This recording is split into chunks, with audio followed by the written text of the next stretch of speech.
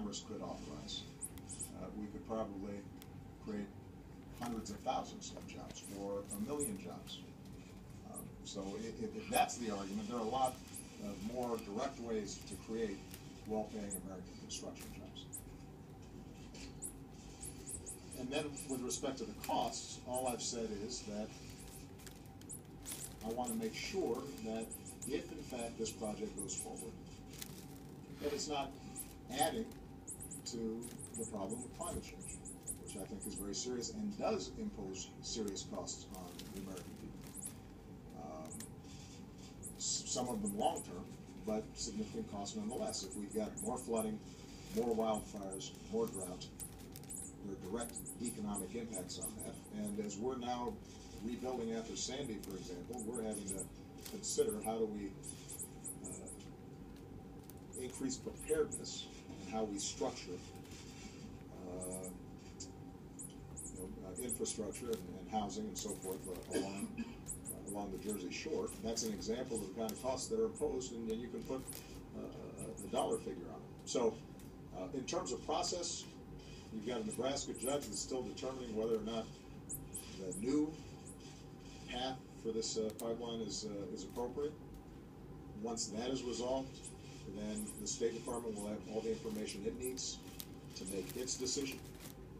But I'm just trying to give this perspective because I think that there's been this tendency to really hype this thing as some magic formula and to what ails the U.S. economy, and it's hard to see on paper where exactly they're getting that information from. In terms of oil prices and how it impacts the decision, I think that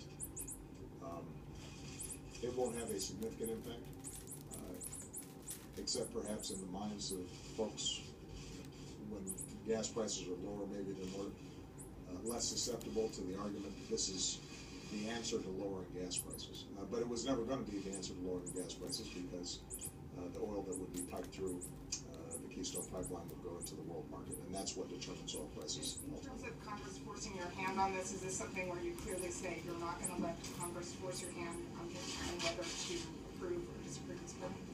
I'll see what they do. Yeah, we'll take that up in the new year. All right. Any New Year's resolutions? I'll ask. April, go ahead. Thank you. Go ahead. Thank you, Mr. President. Last question, I guess.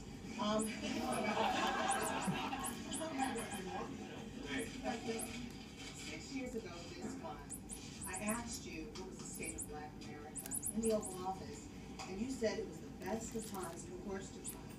You said it was the best of times in the sense that there has never been more opportunity for African Americans to receive a good education, and the worst of times for unemployment and the lack of opportunity. Well, ending 2014, what is the state of Black America as we talk about those issues, as well as race relations in this country?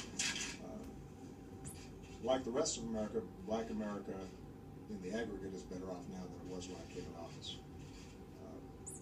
The jobs that have been created, the people who've gotten health insurance, the housing equity that's been recovered, the 401 pensions that have been recovered, a lot of those folks are African American. They're better off than they were. The gap between income and wealth of white and Black America persists, and we've got more work to do on that front.